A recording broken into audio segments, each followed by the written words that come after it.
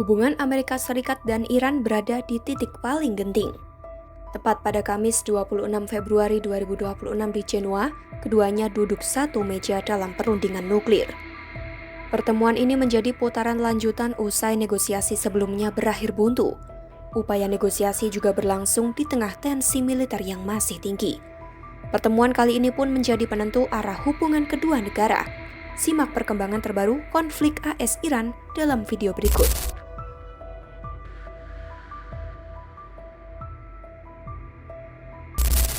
Melansir The New York Times, AS dan Iran kembali melaksanakan perundingan nuklir yang digelar di Jenewa pada Kamis 26 Februari 2026 waktu setempat. Dari pihak AS, perundingan dihadiri utusan khusus Steve Witkoff dan menantu Trump Jared Kushner dengan mediasi Oman. Sementara Iran diwakili Menteri Luar Negeri Abbas Araghchi. Dalam perundingan tersebut, Iran berada pada posisi yang tidak mudah.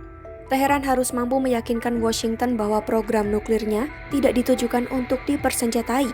Iran dituntut memberi jaminan konkret bahwa pengayaan uranium mereka murni untuk tujuan damai, bukan langkah menuju bom nuklir. Di saat yang sama, kesepakatan apapun juga harus memberi ruang politik bagi Presiden AS Donald Trump untuk mengeklaim keberhasilan. Trump perlu menunjukkan kepada publik AS bahwa ia mampu mencapai hasil yang lebih besar dibanding pendahulunya dalam menangani Iran. Sebagai imbalannya, AS juga dituntut memberikan insentif nyata seperti mencabut ancaman perang dan melonggarkan sanksi ekonomi, terutama sanksi terhadap sistem perbankan internasional dan ekspor minyak Iran yang selama ini menjadi tulang punggung ekonomi negara tersebut. Menurut 4 pejabat Iran yang mengetahui negosiasi terkini, Teheran akan menawarkan penangguhan aktivitas pengayaan selama 3 hingga 5 tahun. Setelah itu, Iran akan bergabung dalam konsorsium nuklir regional dengan tingkat pengayaan sangat rendah, sekitar 1,5% untuk riset medis. Iran juga bersedia mengurangi secara bertahap sekitar 400 kg uranium yang telah diperkaya tinggi. Teheran juga akan memberikan akses penuh kepada inspektur dari International Atomic Energy Agency untuk memantau kepatuhan. Di balik perundingan ini, Iran juga disebut menawarkan kerjasama ekonomi besar, termasuk pembelian pesawat penumpang buatan AS dan membuka peluang investasi di sektor energi serta pertambangan.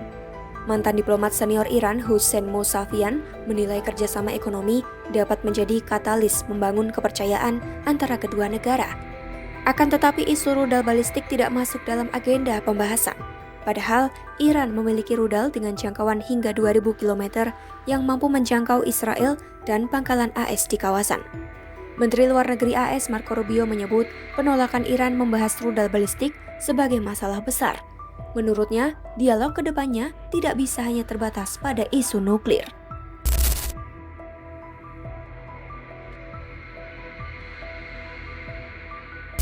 Ketegangan antara AS dan Iran saat ini berakar pada keputusan Trump pada 2018 yang menarik AS keluar dari kesepakatan nuklir 2015. Dalam perjanjian itu, pengayaan uranium Iran dibatasi hingga 3,5% dan sebagian besar stok uranium dipindahkan ke Rusia. Badan Pengawas Internasional menyatakan Iran mematuhi kesepakatan itu. Namun setelah Washington keluar dan kembali menjatuhkan sanksi keras terhadap sektor minyak dan perbankan Iran yang juga diikuti negara-negara Eropa, Teheran meningkatkan pengayaan hingga 60%. Kepala International Atomic Energy Agency, Rafael Grossi, menyebut Iran kini memiliki cukup stok uranium diperkaya tinggi untuk membuat beberapa bom nuklir jika memutuskan melakukannya. Namun Iran membantah tuduhan itu dan menegaskan programnya tetap bertujuan damai.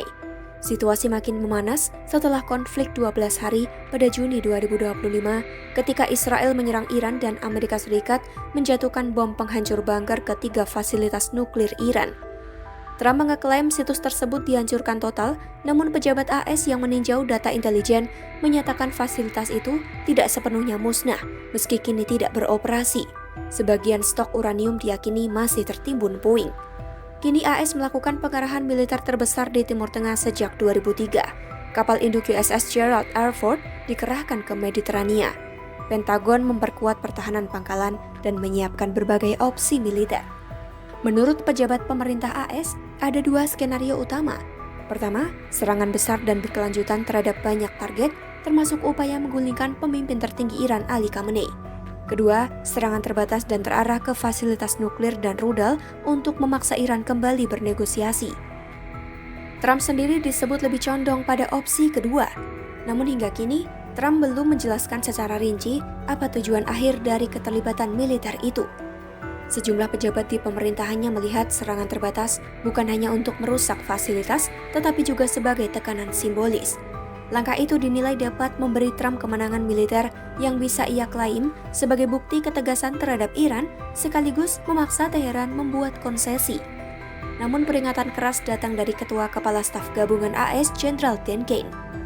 Ia memperingatkan, meski serangan kecil hingga menengah dapat dilakukan, risiko korban di pihak AS cukup tinggi dan dapat menguras stok persenjataan. Dua pejabat militer AS menyebut kemampuan serangan berkelanjutan kemungkinan hanya bertahan 7 hingga 10 hari tanpa dukungan tambahan. Pejabat militer AS lainnya, Paul D. Eaton, juga memperingatkan jika AS memulai serangan, Iran dapat membalas dengan meluncurkan sekitar 100 rudal ke pangkalan Amerika di kawasan. Laporan intelijen terbaru bahkan menyebut Iran juga bisa mengaktifkan kelompok proksinya untuk menyerang target AS di Timur Tengah maupun Eropa. Senada, analis Joseph Sachs, mantan pejabat senior CIA, menilai kecil kemungkinan Iran akan memenuhi tuntutan penuh untuk menghentikan program nuklirnya. Ia memperingatkan dunia mungkin tengah bergerak menuju konfrontasi militer dan serangan terbatas justru berpotensi memperkeras posisi Teheran. Itulah perkembangan terbaru konflik antara AS dan Iran. Tinggalkan pendapatmu di kolom komentar, pantau terus informasi terupdate terkait isu global hanya di YouTube Kompas.com.